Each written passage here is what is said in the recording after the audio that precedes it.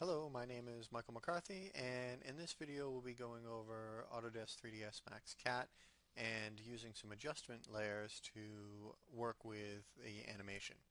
So we'll go into Create, Helpers, and create a cat object, cat parent. We'll just choose our alien here. Right-click to stop the creation process. And we'll go into the motion panel to start adding some motion. So the first thing that we'll add is just click on this layer and we're going to add a cat motion layer. We'll be looking at the cat motion layer a little bit later, but this is just going to give us a little base animation to deal with. So when we click on that, you'll see it'll give us a quick procedural walk cycle that we can kind of play with in our layer stack. So with that in there, we're going to look at the two different types of adjustment layers. If you click on the layer types here, you can see we have an L and a W for local and world adjustment layers.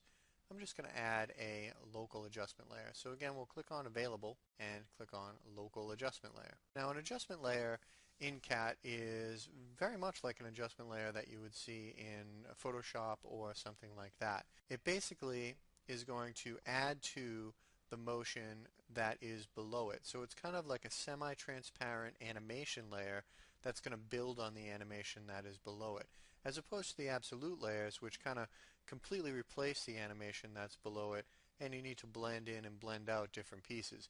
This is going to do something a little bit different just to add to that animation. So as this guy is walking around here, we'll just go ahead and add some animation. So let's say around frame 30, we'll turn on Auto Key and we're on the adjustment layer, and we'll make this character look over at us. And let me just copy this key over so we have a nice hold key. And then the character is kind of looking over. Maybe have him kind of look up throughout there and then back to his walk cycle. And actually we can just copy this key, the hold keyframe, to bring it exactly back to zeroed out. So now what we have is we have our animation and the character quickly looks up and looks back. Maybe we want to just adjust that so it's not quite as jerky, and you can see that we can just easily adjust the keys like we do with our basic 3ds Max tools. And we don't have to adjust whether it's local or global or anything like that. We can just put in that animation there. And the real beauty of this is we're only affecting that head turn. You can see that the bobbing of the head and the other things kind of come along with that adjustment layer. So that's kind of nice. Now the other type of adjustment layer, if we just kind of remove this, is going to be a W or world adjustment layer. Now the difference between these, if you're not familiar with doing too much stuff in local and world coordinates in 3ds Max, is a little bit about the pivot point and a little bit how it blends with the animation below it. The way that I like to think about it is the local adjustment layer is really more about blending with the animation that is below it, and it is kind of an additive effect to that animation. So you can kind of add on to that animation. The world adjustment layer I like to use, or like to explain it, more like an offset.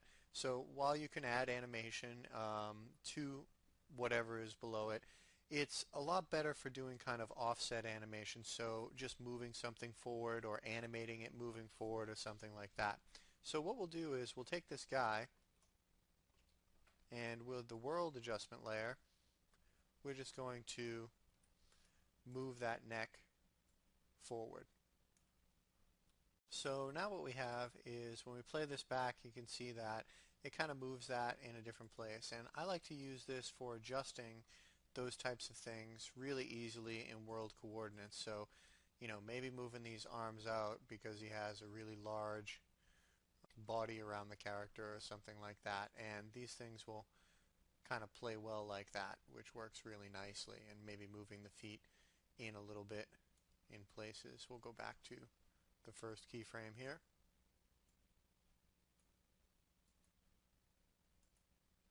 And just kind of move that in. Okay, and we can do some of the things that we were doing before, which is turn that head over and right back. So these adjustment layers are really very useful in working with your character and adding on to your different animation. You can use them for specific parts, you can set up the weights on them and things like that, and they work very nicely for adjusting your animation as a whole.